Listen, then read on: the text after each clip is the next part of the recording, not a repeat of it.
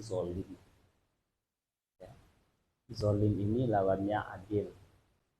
Kalau adil itu meletakkan sesuatu pada tempatnya, zolim berarti tidak meletakkan sesuatu pada tempatnya. Atau juga arti zolim ini adalah perbuatan-perbuatan yang tidak pada koridor-koridor yang telah Allah dan Nabi-Nya tentukan. Nah, Bapak Ibu yang dimuliakan Allah, maka kezoliman ini akan luar biasa pengaruhnya. Efek dari kezoliman ini akan imbas yang luar biasa bagi sisi orang atau bahkan orang lain, dunia dan akhirat. Maka Abu Bakar Al-Jazair mengatakan kezolim ini dibagi kepada 3 macam. Zolim kepada Allah, kemudian zolim kepada makhluk Allah, kemudian zolim kepada dirinya sendiri. Zolim kepada Allah adalah dalam bentuk keingkaran dan kemusyrikan. Ya, keingkaran dan kemusyrikan. Kemudian zolim kepada dirinya sendiri adalah melakukan kemaksiatan, berzina, narkoba, ya, khamar dan segala macam. Ini adalah bentuk kezoliman kepada dirinya sendiri. Nah, hadirin berbahagia, kezoliman kepada Allah bentuk keingkaran atau bentuk kemusyrikan atau juga kezoliman kepada diri sendiri, maka dia mesti tobat. Ya, mesti tobat kepada Allah. Kenapa? Kalau tidak, Allah akan melaknat orang-orang yang zalim. Ya, ala la'natullahi 'alal zalimin. Kata Allah, Allah ketahuilah laknat Allah itu teruntuk kepada orang-orang yang zalim. Kalau sudah laknat yang Allah berikan kepada kita, otomatis rahmat dan hidayah akan jauh daripada kita.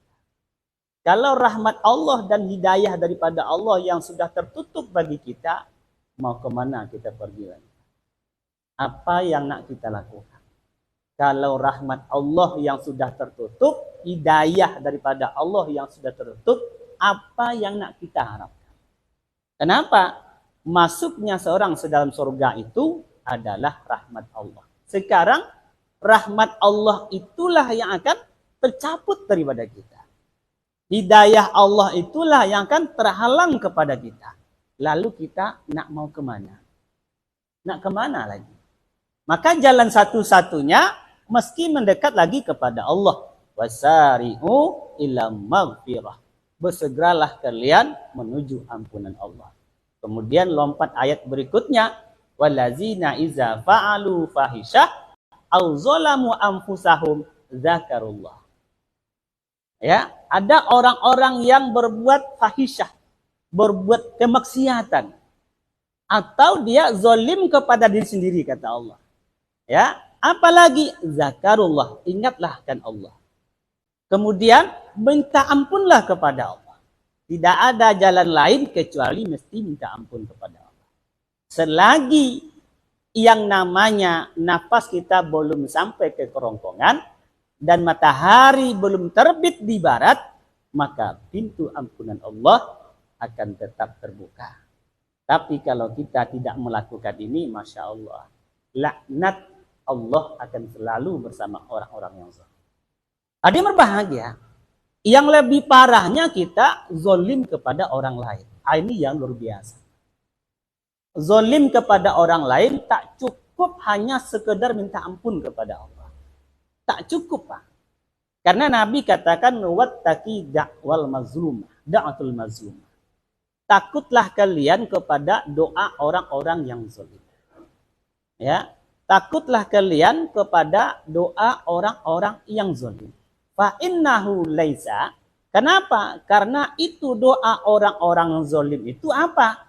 Laisa huma hijaban bainallah wa bainahuma. Tidak ada hijab di antara mereka, antara Allah dan antara orang yang dizalimi. Ya. Antara orang yang dizalimi dan doa kepada tidak ada hijab makbul. Ini yang kita takutkan. Ini yang kita takutkan gitu kan.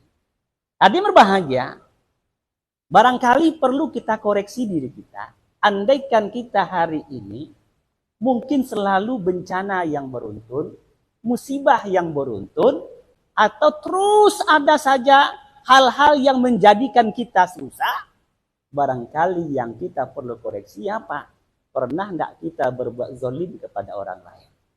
Jangan-jangan kita pernah didoakan oleh orang-orang yang pernah kita zalim.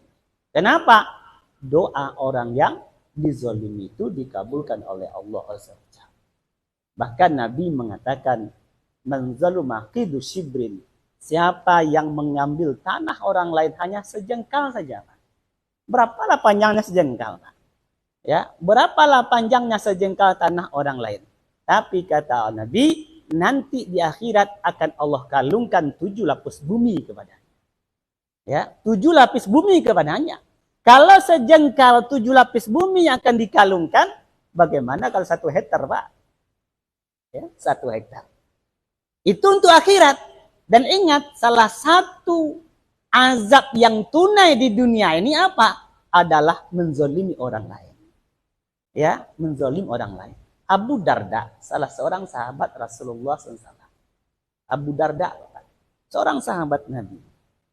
Ya, menjelang akhir hayatnya, menjelang kematiannya, dia ditengoknya peliharaannya ontanya. Dia punya onta, Pak, namanya ontanya Damun. Apa kata ini Abu Darda kepada Damun, yang ontanya itu, wahai Damun, nanti kalau kita berjumpa di akhirat, engkau jangan tuntut aku. Kenapa? Karena aku selama di dunia tidak pernah memberikan beban kepadamu yang engkau tidak sanggup memikulnya. Masya Allah. Seorang sahabat Nabi yang digelar dengan radhiyallahu an, Allah ridho kepada dia. Menjelang akhir kematiannya, dia bicara kepada ontanya, wahai Damun, besok di akhirat jangan kau tuntut aku. Kenapa? Karena aku selama di dunia tak pernah membebanimu melebihi kecuali yang kau sanggup memikulnya. Kepada unta saja. Ya, ingat satu kisah. Seorang perempuan yang soleh, tetapi dia pelihara seekor kucing, tapi dia tidak kasih makan. Mati nih kucing, Pak. Kata Nabi, dia berada dalam neraka. Tapi sebaliknya, kalau saja berbuat zalim kepada seekor kucing mengantarkan seseorang ke neraka, sebaliknya juga berbuat baik kepada hewan, seorang penzina yang mengasih minum air kepada seekor anjing.